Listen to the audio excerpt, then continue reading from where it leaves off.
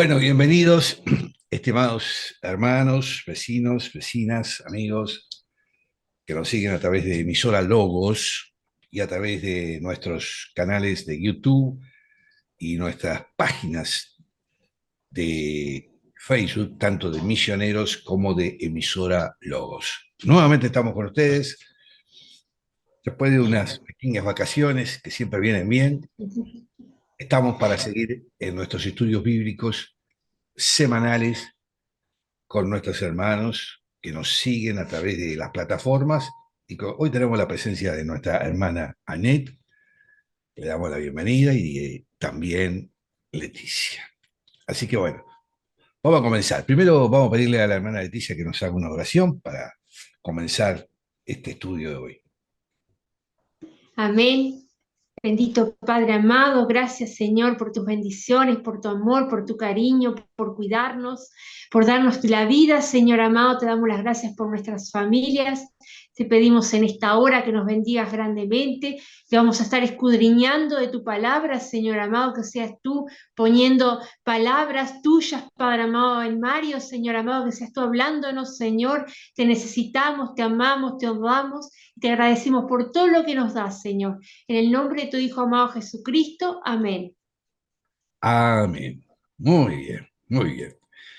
Bueno, este libro, esta carta, bueno, como quiera que se les llamo, porque fíjense ustedes que hasta desde el año 400 al año 1600, el libro fue llamado comúnmente la Epístola de Pablo a los Hebreos. Así se le llamaba. Fíjense que hablaba entonces de una carta donde el escritor no se cita a sí mismo, pero era obvio que era conocido por los destinatarios, ¿no? Entonces, en ese periodo de 400 hasta 1600 se le llamaba la epístola de Pablo a los hebreos, y ya, por supuesto, marcaba de que el autor había sido Pablo. Ha habido muchas interpretaciones. No hubieron muchos acuerdos entre los teólogos en esta materia. Pero bueno, desde la Reforma ha sido ampliamente reconocido por muchos que Pablo no podría haber sido el escritor. ¿Por qué? Bueno, porque indican de que no hay esa desarmonía entre las enseñanzas de Hebreos y las cartas de Pablo, pero el énfasis específico era los estilos de la escritura, que son diferentes. En fin, parece que estos estilos son opuestos a las prácticas usuales que tenía Pablo. El autor de Hebreos no se identifica, como decíamos, a sí mismo en la carta, excepto para indicar que era un hombre el autor. Además, la declaración estaba diciendo: esta salvación, la cual habiendo sido anunciada primeramente por el Señor, nos fue confirmada por quienes nos oyeron. Fíjense lo que dice ahí. Es el capítulo 2, capítulo 2, versículo 3. Indica que el autor no había estado con Jesús durante su ministerio temprano, ni había recibido revelaciones dirigidas especialmente del Señor ascendido, como ya ha ocurrido con Pablo. Eso está muy claro en Gálatas. Algunos autores, fíjense ustedes, dicen que hay una sugerencia temprana de la autoría que se encuentra en un escrito del año 200 que se llamaba Tertulia de Pudicicia, en el cual cita, dice que es una epístola para los hebreos en el nombre de Bernabé. En la misma carta queda claro que el escritor debió haber tenido autoridad en esa iglesia y era un cristiano hebreo intelectual que conocía evidentemente el Antiguo Testamento. Bernabé, dicen estos, cumple con los requerimientos establecidos ahí. Él era un judío de la tribu sacerdotal de Levi, eso lo podemos ver en Hechos 4:36, quien se convirtió en un amigo cercano de Pablo durante la última conversión. Bajo la orientación del Espíritu Santo, la iglesia en Antioquía comisionó a Bernabé, recuerdan ustedes, y a Pablo, para el trabajo de evangelización y los envió a su primer viaje misionero. Lo estudiamos eso, si ustedes recuerdan bien, en Hechos, allá por el capítulo 13. El otro candidato que por ahí se indica, autoría de esta epístola, algunos dicen que es Apolos, cuyo nombre fue sugerido, fíjense ustedes, principalmente por Martín Lutero. Y muchos intérpretes de hoy día coinciden con esto. Apolos, nacido en Alejandría, era también, como ustedes saben, un judío cristiano con habilidades intelectuales y de oratoria elocuente, poderoso en las escrituras. No, algunas cosas de Apolos allá también en Hechos, allá en el capítulo 18. Y también sabemos que Apolos estaba asociado con Pablo en los años tempranos de la iglesia de Corinto. Anoten por ahí, Primera de Corintios, capítulo 1, versículo 12, capítulo 3, versículo 4, 6 y 22. Ahí por ahí pueden ver eso. Una cosa resulta evidente. El autor era un maestro del idioma griego en su momento y estaba completamente familiarizado con la traducción griega. Esa traducción griega que era previa al cristianismo del Antiguo Testamento, y he citado en lo que se llama la Septuaginta. Ya después vamos a hablar eso más adelante de qué se trata la Septuaginta. La cual es citada regularmente esa traducción y familiarización con el griego en ese libro. Hebreos, lo que sí podemos sacar algunas conclusiones. Por ejemplo, Hebreos debió haber sido escrito antes de la destrucción de Jerusalén. Y también, por supuesto, del templo en los años 70, recuerden ustedes, después de Cristo. Por lo siguiente, si hubiera sido escrito antes de esta fecha, el autor seguramente habría mencionado la destrucción del templo y el final del sistema de sacrificios judíos. También el autor usa consistentemente el tiempo presente griego cuando se refiere al templo y a las actividades sacerdotales relacionadas a la actividad del templo. Podemos ver muchas cosas que están en el capítulo 5, por ejemplo, capítulo 3, capítulo 7, capítulo 8 también. Bueno, es decir, hay varias citas. Un elemento que tenemos que tener en cuenta también, ¿a quién fue destinado esta carta? Recuerden ustedes que hablábamos de que fue dirigida principalmente a los convertidos judíos que eran familiares en el Antiguo Testamento y a quienes estaban siendo tentados a volver al judaísmo, o sea, a judaizar el Evangelio. Hay Gálatas 2, a ver si lo podemos ubicar, Gálatas 2. Hay ahí un versículo de Gálatas 2 muy interesante, que se lo recomiendo, Gálatas 2, búsquenlo ahí si lo tienen también ustedes. Gálatas 2, versículo, ¿cuál era? Gálatas, ay, se me fue. Creo que era el versículo 2 de Gálatas, yo lo había apartado, se me fue. Bueno, creo que era el versículo 2:14. Si alguien lo encuentra, acá está, yo lo tengo. Versículo 2, capítulo 2, versículo 14, que dice, y en el judaísmo, y, y en el judaísmo representaba a muchos de sus contemporáneos en mi nación, siendo mucho más celoso de las eh, tradiciones de nuestros padres. Ahí está hablando de los judaizantes, que querían ser nuevamente, volver al judaísmo, o judaizar el evangelio.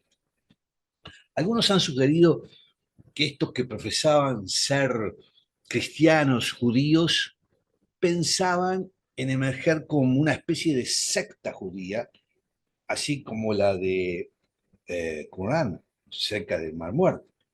Vamos a tener que hablar un día de esto, ¿no? Y también se ha sugerido que los destinatarios eran el gran número de sacerdotes que obedecían a la fe. Y ahora, también en esta pequeña introducción, veamos el tema central, porque es muy importante estudiar el tema central, de entrada, para enfocarnos, decíamos. El tema central de Hebreos es subraye la supremacía absoluta y la suficiencia de Jesucristo como el revelador y mediador de la gracia de Dios. Esto lo vamos a ver ya en los versículos 1 al 4 de este capítulo 1, donde se presenta a Cristo como la revelación final y completa de Dios, sobrepasando por mucho la revelación dada en el Antiguo Testamento. Las profecías y promesas del Antiguo Testamento se complementan, se completan en el nuevo pacto, en el Nuevo Testamento, del cual Cristo es el mediador. En el mismo Antiguo Testamento, Cristo se muestra superior a otros profetas y ángeles, a Moisés, el mediador del pacto antiguo, a Aarón y a toda la sucesión sacerdotal que desciende de él.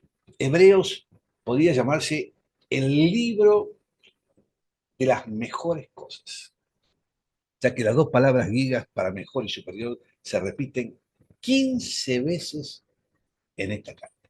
Una característica importante de esta presentación del Evangelio es la manera única en la cual el autor emplea exposiciones de 8 pasajes específicos de las escrituras del Antiguo Testamento. Ahí, por supuesto, están los salmos, y también hay algo de Habacuc, también hay algo de Proverbios y del Éxodo, distintos capítulos y versículos de esta carta. Por todo el libro se están, como diríamos, otorgando aplicaciones prácticas para este tema. A los lectores se les dice que no puede haber vuelta atrás o continuación del sistema antiguo judío. Eso no se puede. El cual ha sido reemplazado por el sacerdocio de Cristo. El pueblo de Dios debe buscarlo solo a Él, cuya muerte, resurrección y ascenso han abierto el camino hacia el santuario celestial y verdadero de la presencia de Dios. El hecho de ignorar tal salvación o abandonar la búsqueda de la santidad es enfrentar la ira de Dios. El autor inclusive de esta carta incluye en su presentación del Evangelio advertencias severas y recuerda a sus lectores el juicio divino que acarrió la generación rebeldes de israelitas en el desierto. Y una cosita más que para la introducción, después me gustaría, en esta parte de la introducción, si Anet o Leticia quieren decir algo, ya pudiéramos cambiar. Pero quiero referirme un poquito a la forma literaria. Hebreos, como decíamos, es comúnmente referido como una carta, aunque no tiene la forma típica de carta. Finaliza como una carta, pero inicia más como un ensayo, yo diría hasta como un sermón. El autor no se identifica a sí mismo, decíamos, o aquellos a quien está dirigiendo, lo cual normalmente ocurre en una carta. Hay una carta, fulano de tal, quien les escribe, fulano de tal. Por el contrario, y no ofrece saludos, lo cual es común encontrar en los principios de las cartas antiguas. Por el contrario, él comienza con una declaración magnificente acerca de Jesucristo. Él se refiere a su trabajo como palabras de exhortación, lo cual constituye una designación, yo diría, hasta convencional, dando un sermón en un servicio de cualquier sinagoga. Le voy a pedir a ver si Anet o Leticia tienen por ahí Hechos 13, versículo 15. Hechos 13, versículo 15. A ver si lo tienen por ahí.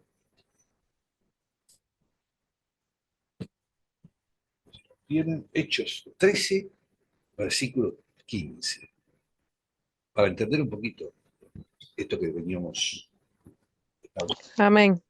Adelante. Hechos 13, 13, versículo 15. Y después de la lectura de la ley y de los profetas, los principales de la sinagoga mandaron a decirles: varones hermanos, si tenéis alguna palabra de exhortación para el pueblo, hablad. Ahí está. Ese es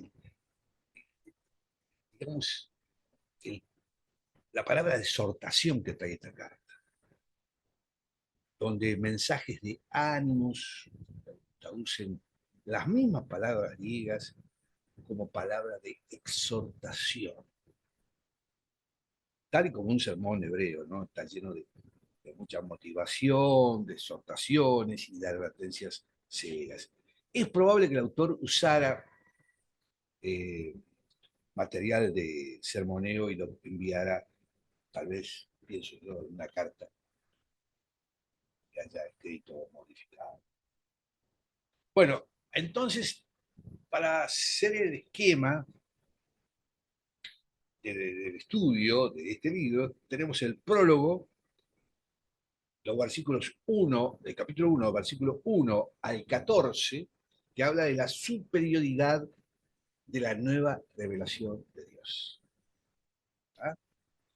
Anoten, versículo 1 al 4 del capítulo 1, la superioridad de la nueva revelación de Dios. Y ya después tendríamos en el capítulo 1 del versículo 5 al 28, mejor dicho, del versículo 1, 5 y capítulo 7, 28, la superioridad de Cristo ante figuras del liderazgo del Papa.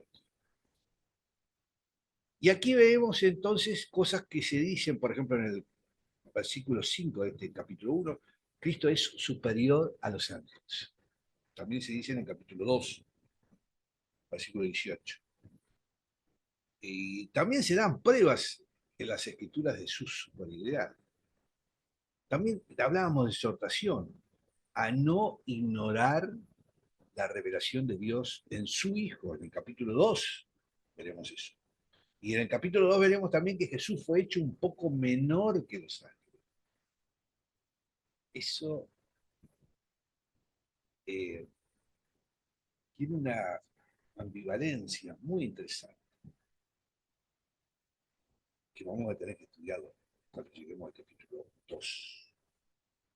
Si decimos que Cristo es superior a los ángeles, en el capítulo 1, 5, también en el capítulo 2, versículos 5 y 9, habla de que Jesús fue hecho un poco menor que los ángeles.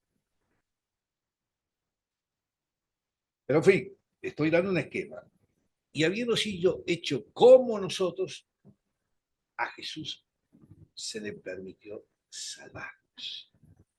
Cristo es superior a Moisés.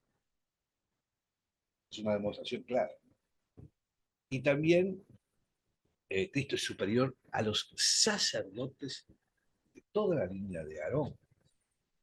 Jesús es el gran sacerdote. Allí en el capítulo 5 vamos a ver las cualidades de un sacerdote. Y bueno, después veremos algunas exhortaciones que también se dan en el capítulo 5 y el capítulo 6 a apuntar hacia la madurez. También en el capítulo 6 se habla de la certeza de las promesas de Dios. Bueno, esto para mostrarle parte del esquema. Obviamente son muchos capítulos que van avanzando y que veremos cuáles son sus facetas. Hay un capítulo especial, capítulo 11, que habla de la fe y sus ejemplos destacados. Pero en fin, este es un esquema para ir posesionándonos del tema. Yo no sé si la hermana Leticia os sobre la, digamos, lo que es la introducción, bueno, posesionamos quiere hacer alguna apunte, bueno, es muy interesante de intercambiar. Amén.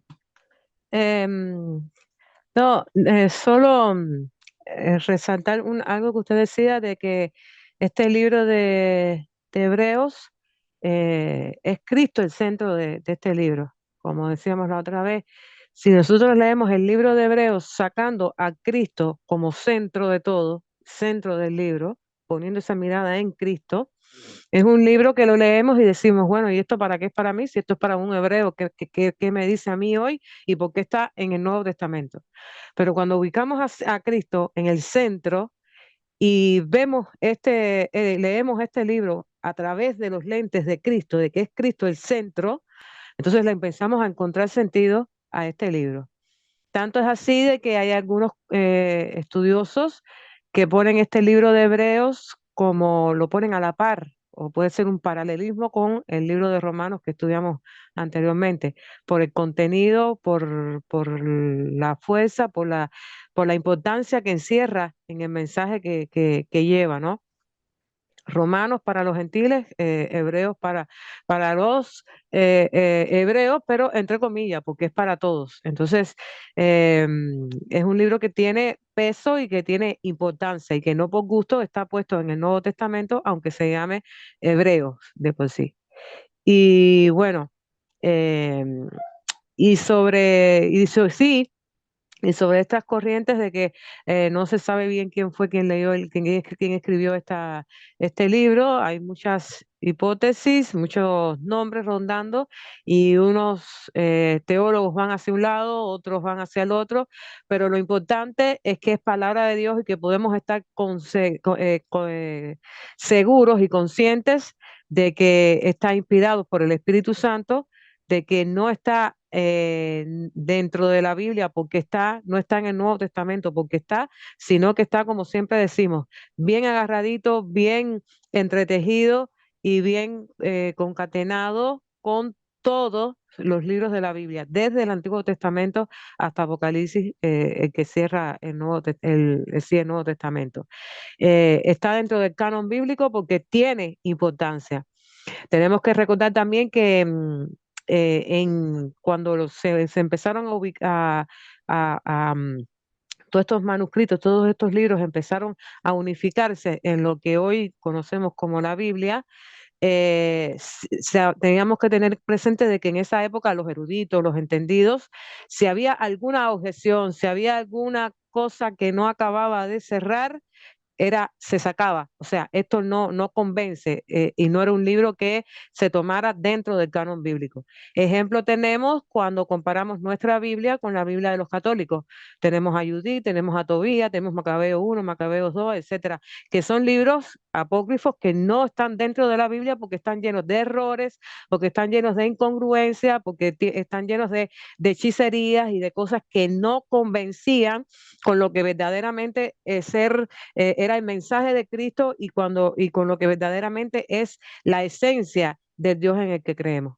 Entonces, si este libro está dentro del canon bíblico, es porque tiene un peso y porque tiene una importancia, no solo para los hebreos de aquel tiempo, sino para nosotros hoy día, los gentiles, que nos dice mucho de lo que es Cristo y de lo que es Dios, de lo que es la verdadera inspiración del Espíritu Santo al traer un libro tan importante y de tanto peso que, como repetí, decía al principio y repito para cerrar, se puede poner a la par del libro de Hebreos y que tienen ese mismo peso y esa misma densidad en cuanto a contenido que nos fortalece a nosotros como cristianos hoy.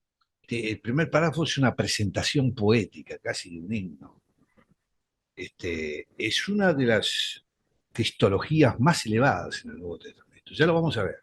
Ahí se habla de el heredero de la creación del Padre, el agente de la creación, el resplandor de la gloria del Padre, la imagen de la naturaleza del Padre. Fíjense ustedes, qué maravilla, entre otras cosas, ¿eh?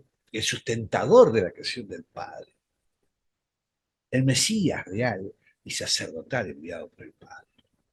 En fin, los versículos 1 al 4 tratan primariamente de cómo Dios nos ha hablado de una manera nueva por su Hijo Jesús de Nazaret. Desde ese entonces no recibimos más revelación poco a poco por medio de siervos, de profetas del Antiguo Testamento como era antes, sino ahora por una revelación cabal de un miembro de la familia, un hijo. Y después en el segundo párrafo continúa el tema de la superioridad de Jesús. Es una revelación superior a la de los profetas, como decíamos. Él es un mediador superior a los ángeles por una serie de textos del Antiguo Testamento que confirman esto, ¿no? Que están en los Salmos. Pero en fin, voy a pedir a Leticia que nos lea, para entrar ya en la palabra, en el capítulo 1, 4. Amén. Dios, habiendo hablado muchas veces y de muchas maneras en otro tiempo a los padres por los profetas, en estos postreros días nos ha hablado por el Hijo, a quien constituyó heredero de todo y por quien asimismo hizo el universo, el cual, siendo el resplandor de su gloria y la imagen misma de su sustancia, y que sustenta todas las cosas con la palabra de su poder, habiendo efectuado la purificación de nuestros pecados por medio de sí mismo, se sentó a la diestra de la majestad en las alturas, hecho tanto superior a los ángeles, cuanto heredó más excelente nombre que ellos. Bueno, estos 4 versículos tremendos. Dios, habiendo hablado, ¿no? Ahí evidentemente nos marca una revelación clarísima de Dios. Después dice, primero habló por los profetas. Los judíos creían que los profetas, fíjense ustedes, escribieron las escrituras. Y esto explica por qué Moisés fue considerado un profeta. Eso está en Deuteronomio, capítulo 18. ¿Y por qué los judíos tenían el título a los libros históricos de Josué hasta los reyes como los profetas anteriores? Por lo tanto, esta frase no se refiere solamente a los profetas del Antiguo Testamento, sino a todos los escritores del Antiguo Testamento. La frase en los profetas es paralela con en su Hijo. Hay un contraste allí, obvio, entre los dos medios de revelación. Uno era un siervo, pero el otro era un miembro de la familia, como decíamos hoy al principio.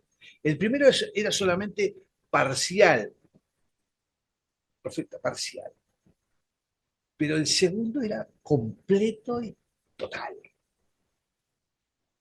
Eso tenemos que tenerlo claro. Muchas veces y de muchas maneras, dice. Muchas veces y de muchas maneras. La revelación del Antiguo Testamento vino poco a poco, en forma y contenido, poco a poco. Esta frase se ubica en el texto griego para mostrar con mucha énfasis esa realidad, en muchas ocasiones y de muchas maneras. Pero después dice, en estos potreros días, los judíos del periodo interbíblico vieron dos edades. La edad contemporánea de rebelión y pecado, que comenzó, como ustedes saben, en Génesis, y la edad venidera de justicia, que es inaugurada por la venida del Mesías en el poder del Espíritu. El Antiguo Testamento enfatiza la venida del Mesías en justicia y poder para establecer precisamente la nueva edad. Sin embargo, no pudo contemplar claramente la primera venida de Cristo como el siervo sufriente que está allí. Recordemos donde es Isaías, ¿se acuerdan? Isaías 53. Ahí hay el siervo sufriente, el humilde, cabalgando sobre el pollino, también Zacarías, se hace mención, traspasado. En fin, de la revelación progresiva del Nuevo Testamento sabemos que Dios planeaba las dos venidas suyas del Mesías. El periodo entre la encarnación, primera venida, y la segunda venida, que es la que estamos esperando, los últimos días. Y seguimos deseando ese momento. Bueno, los profetas del Antiguo Testamento contemplaban el futuro por la extensión del presente. Para ellos el futuro, ¿cuál era el futuro de los profetas del Antiguo Testamento? Y era la restauración del Israel geográfico. Sin embargo, aún ellos vieron un nuevo día. Con su continuo rechazo deliberado de Jesús por los descendientes de Abraham, un nuevo paradigma se desarrolló en la literatura apocalíptica, sin duda, que ya estaba en Enoch, que estaba en Esdras, en Baruch. Estos escritos comenzaron a distinguir entre las dos edades que decíamos, habíamos mencionado. La corriente que algunos denominaban por Satanás y la venidera justicia dominada por el Espíritu e inaugurada por Jesús. En esta área de la teología, o más yo diría de la escatología, hay un desarrollo obvio. Los teólogos le llaman la revelación progresiva. El Nuevo Testamento afirma que esta nueva realidad cósmica de dos edades, ese dualismo, es muy importante para entender todo esto. Y hay cantidad de textos que podríamos citar para entender esto, ¿no? A veces, simple mención no se entiende. Por eso, le voy a marcar de tantos textos que hay que anoten, para que luego lo repasen en su momento. Mateo 12, versículo 32, y Romanos 12, versículo 2. Después hay muchas cosas de Marcos, de Lucas, hasta de Tito, que hablan de estos temas, ¿no? En la teología del Nuevo Testamento, esas dos edades, esa ese dualismo, han sido sobrepuestas por las predicciones inesperadas y pasadas eh, por las dos venidas de Jesús. La encarnación de Jesús cumplió la mayoría de las profecías del Antiguo Testamento. Sin embargo, el Antiguo Testamento también recibió su venida como juez y conquistador, pero vino siervo sufriente, Isaías 53, manso y humilde. Y va a volver. Pastor, disculpe, no se escucha bien, se va como que Sí, porque la voz y vuelve. manejo un poco el micrófono por eso. Pero bueno, decíamos que él vino como siervo sufriente, allí Isaías 53, manso y humilde. Pero va a volver, y recuerden Apocalipsis 19, volverá en poder total. Este cumplimiento serán las dos etapas que hizo que el reino fuera presente, ya inaugurado, pero futuro, todavía no consumado. Esta es la tensión del Nuevo Testamento, de los ya, por ejemplo, podríamos decir de los ya, pero todavía no. Me quiero detener un poquito más en el tema de el hijo. Fíjense, la frase sin artículo definido, un hijo. Cuando dice un hijo no debería escribirse con mayúsculas, porque la referencia aquí expresa la manera de revelación, no es un título para Jesús. Jesús no es un siervo como Moisés o los profetas, sino un miembro de la familia de Dios, un hijo. Y después allí se habla, dice, a quien constituyó. Este verbo, que es del pretérito perfecto, indicativo, implica una acción completada en el pasado.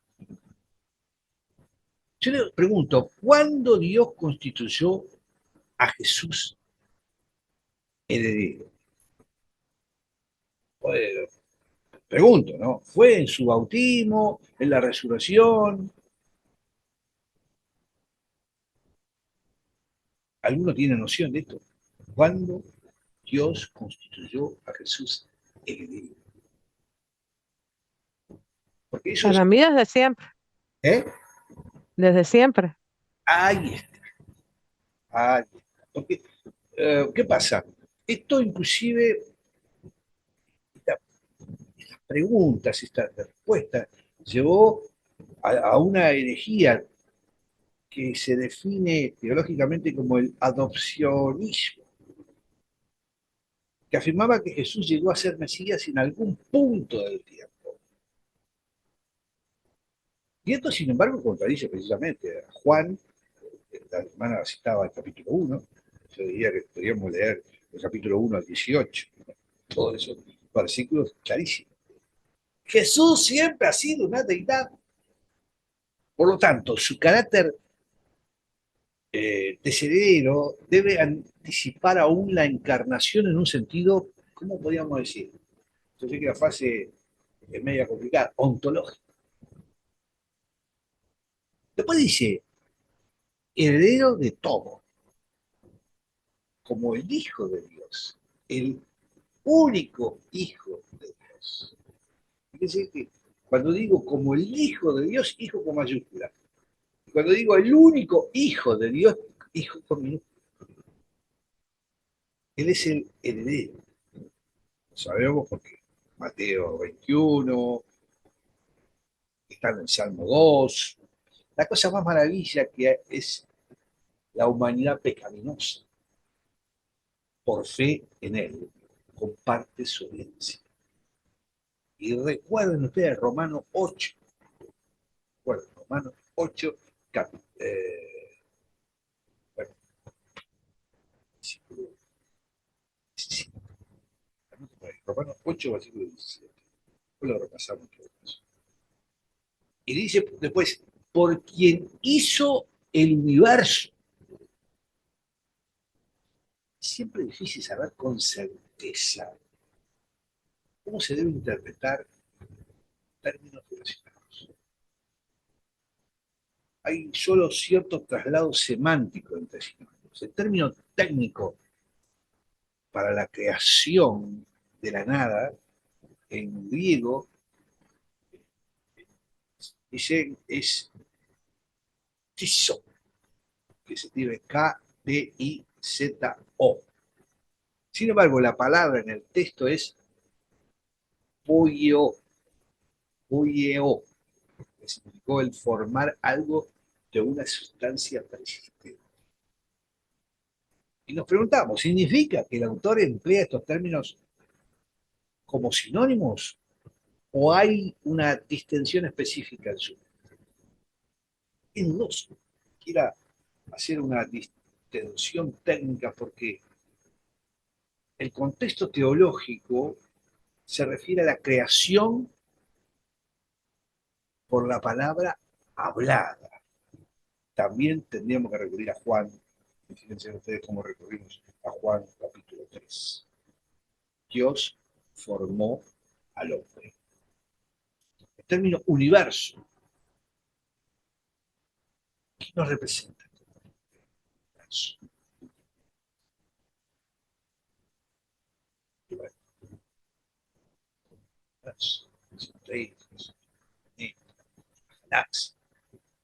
Pero el término universo es literalmente acá empleado como edades, o años. En realidad no sé si la traducción es años, en griego es aionos, aionos.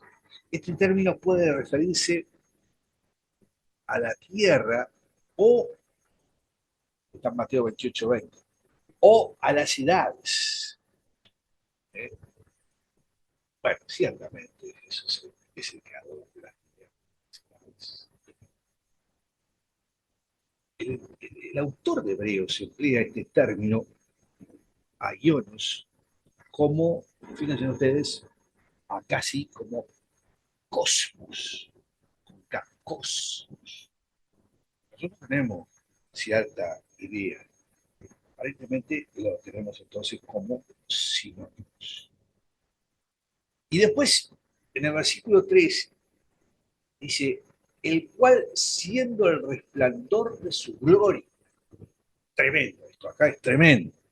La palabra resplandor, que en griego es apaugasma, se usa solo aquí en el Nuevo Testamento. En el libro de Filón se usaba de la relación del Mesías con Jesús en el sentido de que el logos era un reflejo de la vida. El logos era un reflejo de la vida. Los padres de la antigua iglesia griega usaban este término en el sentido de Cristo, como el reflejo o la fulgencia, en el término, fulgencia de Dios. En el sentido popular, al ver que Jesús era como ver a Dios. Era ver a Dios, no, era ver a Dios. Juan 14. Si habrá que leer Juan, ¿no? Como un espejo que refleja la luz, como un espejo que refleja la luz, precisamente, digamos,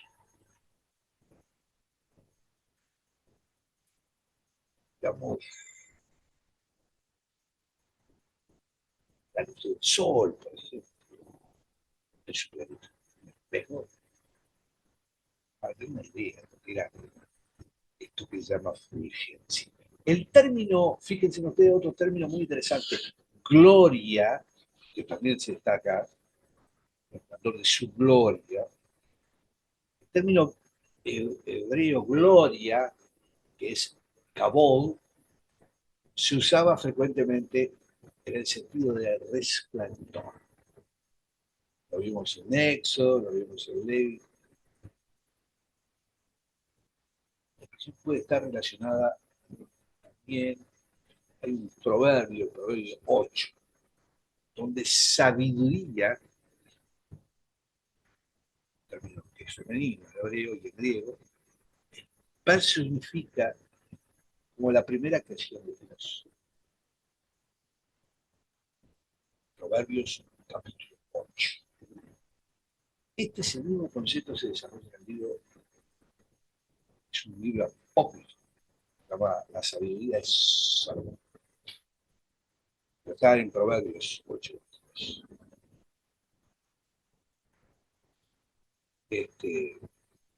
En fin, ustedes ven,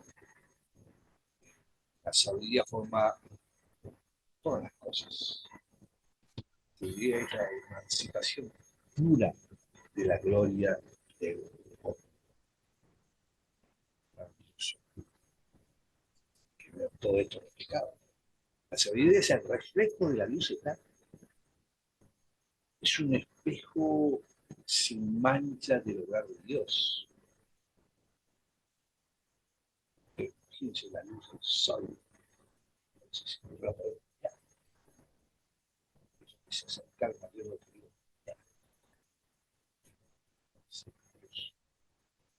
Dios. Ella se muestra superior. En el Antiguo Testamento la palabra hebrea más común para gloria, como decíamos, kabod, era originalmente un término comercial que se refería muy especialmente en las alabanzas, que significaba ser pasado. Lo que pasaba era de valor o que tenía un valor intrínseco. A menudo el concepto de resplandor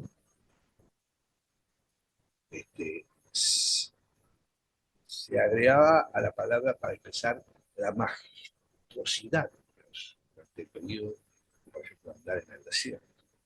Allí se hablaba de la nube de gloria. Solo Él es digno y honorable. Él es demasiado brillante para que la humanidad pueda caer contemplada. Realmente se puede conocer a Dios solamente por. El término gloria es un tanto ambiguo, también podríamos decir. Puede ser paralelo a la justicia de Dios, puede referirse a la santidad o la perfección de Dios, y puede referirse también a la imagen de Dios en la cual la humanidad fue creada, Génesis. Pero luego fue desfigurada por la rebelión. La imagen, después dice, la imagen misma de su sustancia. Esta frase se encuentra solo aquí en el Nuevo Testamento, pero se encuentra frecuentemente también en los escritos, como decíamos, de Filón, quien contempla y agrega la caracterización anterior. Este término griego era usado originalmente de una herramienta de grabar, pero llegó a representar la marca que dejaba Jesús. No solo reflejaba deidad, él llevaba la estampa única. Otro cita de Juan 14. Hay dos términos griegos que se usan para describir la relación de Cristo con el Padre. Uno es eikon, que quiere decir imagen precisamente. Eikon, con K. Y el otro, bueno,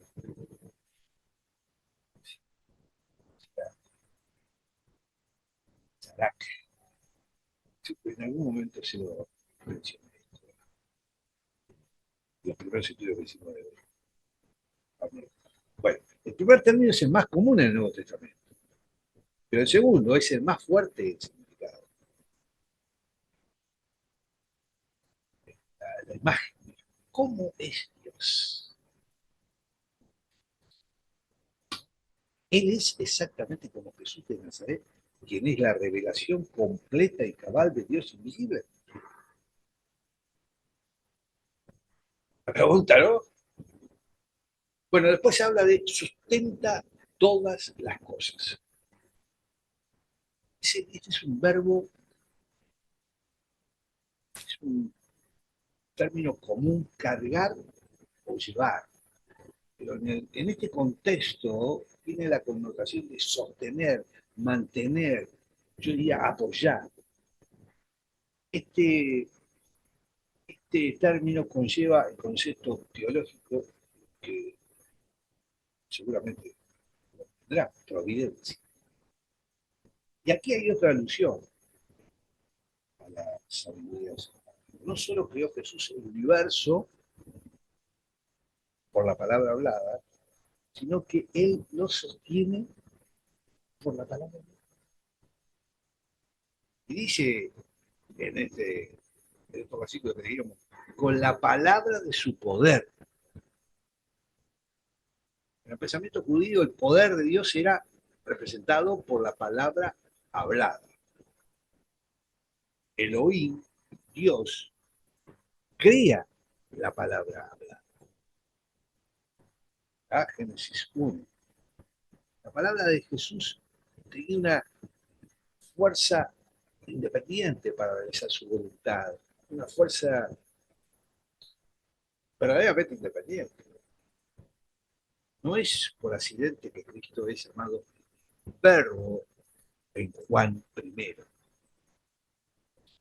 No es por accidente, no es casual, es clarísimo. Verbo. Y después dice, habiendo cumplido la purificación de nuestro. Este también es el pretérito perfecto. Participativo. Enfatizar. Vos describe una acción completada. Jesús actúa. Disculpe, pastor, no se escucha. Lo último que habló no se escuchó nada. Lo reitero. Dice en el versículo, habiendo cumplido la purificación de nuestros pecados, este es pretérito perfecto, describe una acción completada. Jesús ha actuado aquí a favor de la humanidad pecaminosa. Y el término purificación se usa en varios sentidos en el Nuevo Testamento. Uno puede ser una limpieza ceremonial, en Lucas, por ejemplo, en Juan, o sanidad física. Sanidad física. Marcos. O una metáfora para la expiación. Allí lo podemos ver en Hebreos, en Pedro. Si vemos la palabra, ¿cómo podríamos decir en español? Para que ustedes entiendan bien la palabra, la usamos a veces catarsis, que es un término griego, pero que lo usamos en español. La frase descriptiva dice en el versículo, de nuestros pecados. De nuestros pecados. Hay dos maneras, sin duda, para entender esta frase. Digamos, cuando hablamos de pecado, este tema lo desarrolló Jesús, porque Él vio nuestro pecado. Y es central. Y el problema del pecado también es un tema de actos individuales del pecado. Jesús trató la culpabilidad de la rebelión de la humanidad, pasado y presente. Y esta opción del texto es aceptada por todos los elementos. Pero hay otra posibilidad, que es que la fase por medio de sí mismo, es muy claro que esta cláusula muestra el perfeccionalismo que tiene Jesús y la misericordia tremenda de Jesús. Es interesante esta expresión por medio de sí mismo. Marca exactamente que la única razón de nuestra salvación, no hay otra, es. En fin, daría para mucho más. Vamos a ir redondeando por acá, que después viene la frase esa, dice, se sentó a la diestra de la majestad en las alturas. Esta es una manera figurada de afirmar la obra acabada de la salvación de Jesús. Que Dios no tiene una mano derecha. Es una metáfora bíblica, sin duda, de poder, de autoridad, de prominencia. Ningún sacerdote del Antiguo Testamento jamás se sentó. La obra terrenal de Jesús se ha acabado. Y en un sentido, esta es una metáfora majestuosa a su función sacerdotal. El Mar Muerto esperaba dos mesías. Uno sacerdotal y uno real. Jesús cumple los tres oficios: profeta, sacerdote y rey. Único, clarísimo. Y podemos citar salmos y podemos citar también negativos. Y ahí se habla, dice, la majestad en las alturas. Esta expresión es una expresión que los judíos temían emplear. Ellos temían emplear el nombre de Dios por no tomarlo en vano. Entonces, insertaban muchos términos y frases alternativas, como el reino del cielo, trono. Este versículo parece ser una transición, efectivamente. El nombre que fue dado a Jesús es superior a los ángeles. Es Hijo o Señor. Eso es una expresión de su vida.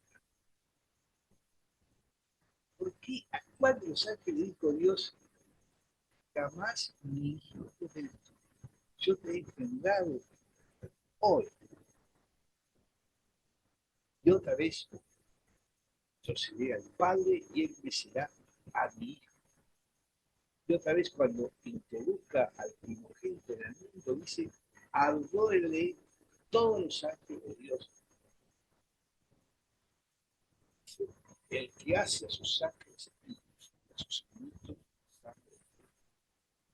dice, trono por Dios por el siglo de siglos, centro de piedad, es el centro.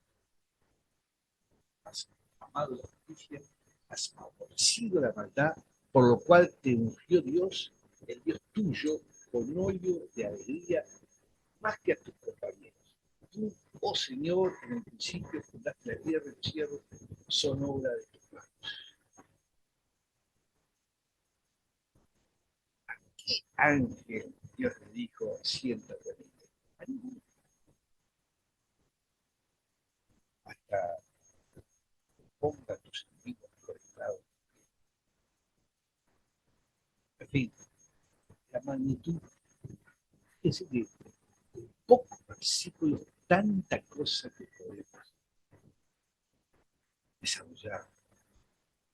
Y finalmente, en el versículo 5, y acá acabamos, mi hijo eres tú.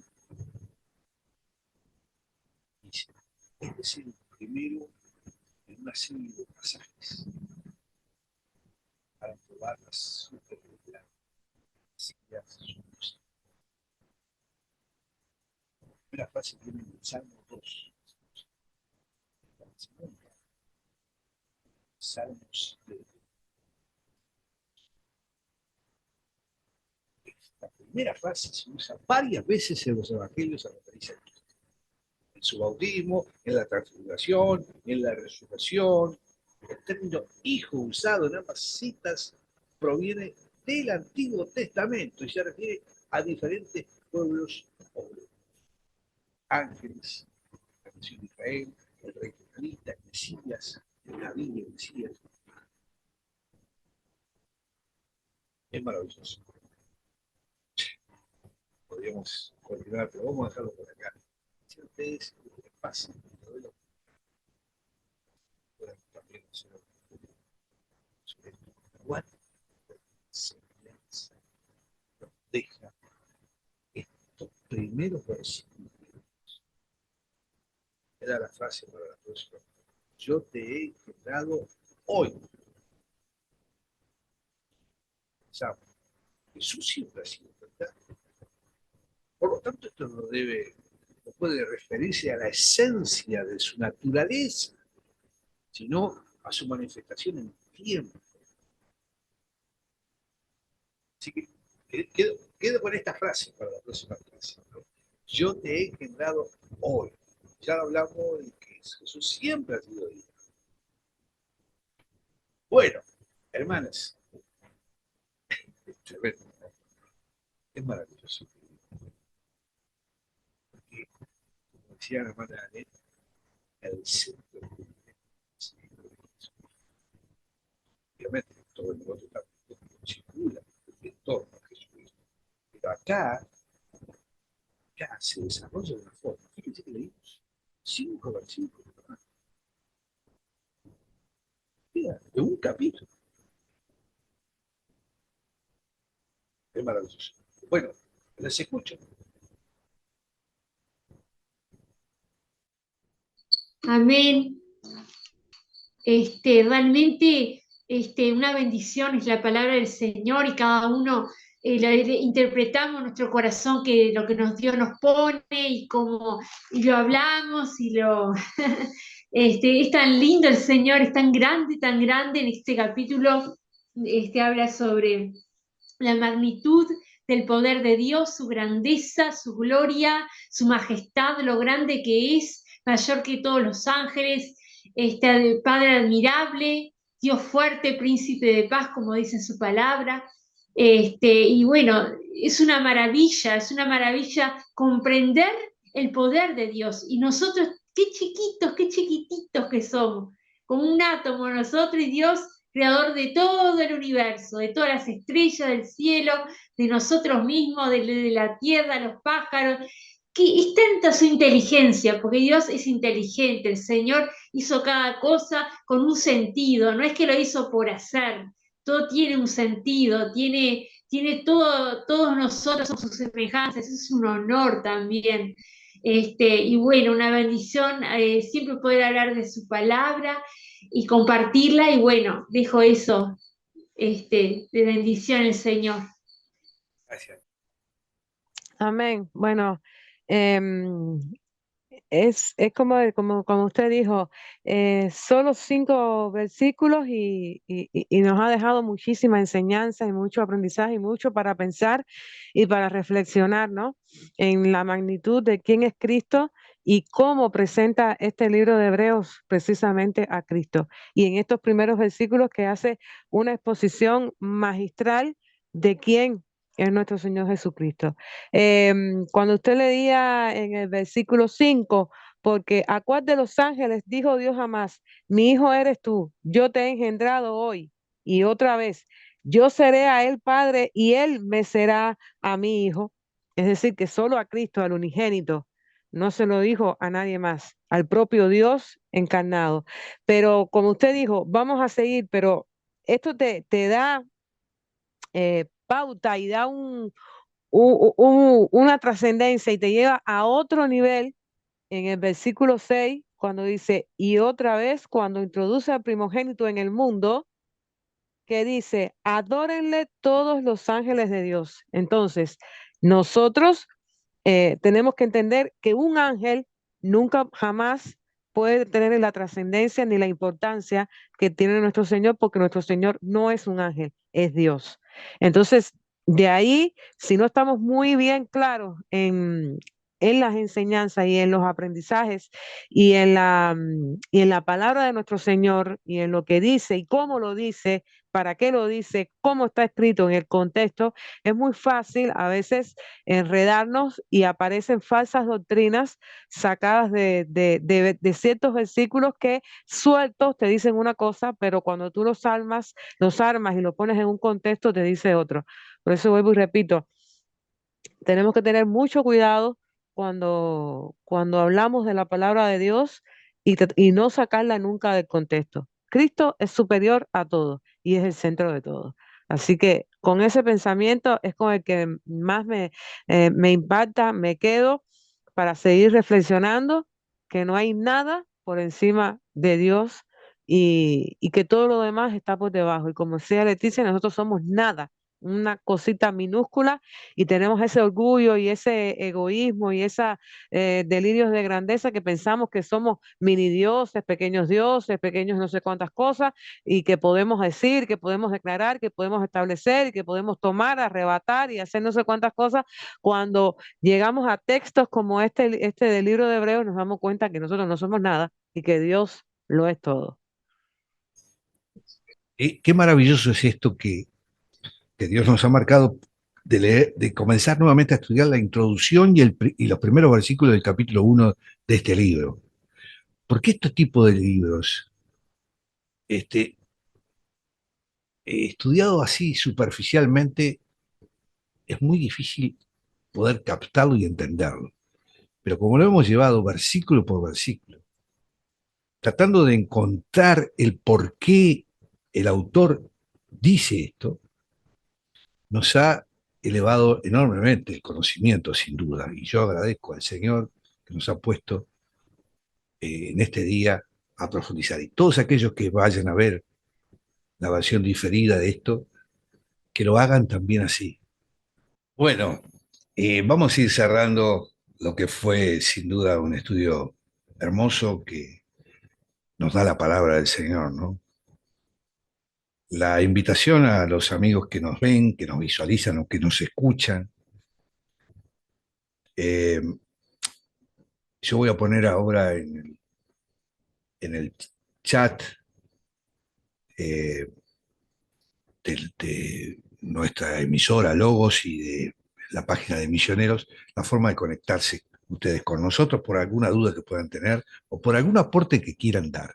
Estos estudios tienen que ser estudios, obviamente, en profundidad, porque nos da mucho tener versículo, versículo, palabra por palabra. Así que les agradezco enormemente que haber estado allí y a las hermanas y la invitación para continuar la próxima semana desde el versículo 5 en adelante. Despacito vamos llevándolo, pero tiene muy buenos resultados. La invitación también para que quieran participar de estos estudios o de las reuniones que hacemos los días viernes, mañana. Con mucho gusto lo pueden hacer. Estamos abiertos a todos aquellos que están dentro de la sana doctrina. Le voy a pedir a la hermana Annette que nos cierre con una oración para despedirnos de todos ustedes, hermanos. Amén. Padre amado, Dios de los cielos, Señor, en esta hora, delante de tu presencia, una vez más, te damos las gracias eternas, Señor, por esta enseñanza, Padre bendito, por poder tener este tiempo de compartir, de profundizar y de hablar, Señor, y entender y comprender, Señor, tu palabra. Esa palabra, Señor amado, que nos ayuda, que nos redarguye, que nos corrige, que nos guía por caminos de rectitud. Gracias, Padre, por cada palabra, por cada enseñanza de esta noche, Señor, porque hemos podido nuevamente reenganchar, Señor, con estos estudios, Padre bendito de los cielos. Te pido, Señor, que poco a poco vayas trayendo y vayas añadiendo, Señor, a nuevos hermanos y aquellos hermanos que por una razón u otra en esta noche no han podido estar, Padre. Yo te pido que donde quiera que se encuentren, tú los bendigas y que el próximo encuentro, Señor, podamos estar todos reunidos, Señor, aprendiendo de tu palabra, glorificando y exaltando tu santísimo nombre. Padre, en esta noche te pedimos que tú dejes sembrado y sellado en nuestros corazones que Cristo es el centro de nuestras vidas y que Cristo es el centro no solo de este precioso y maravilloso libro de Hebreos, sino de toda la Biblia. Gracias te damos, Señor, por habernos elegido y escogido. Gracias por este tiempo. Ahora nos despedimos, Señor, como siempre te digo, de este tiempo, pero nunca de tu preciosa y maravillosa presencia que nos acompaña todos los días. En el nombre de tu Hijo amado Jesucristo, gloria y honra y alabanza por los siglos de los siglos. Amén, amén y amén.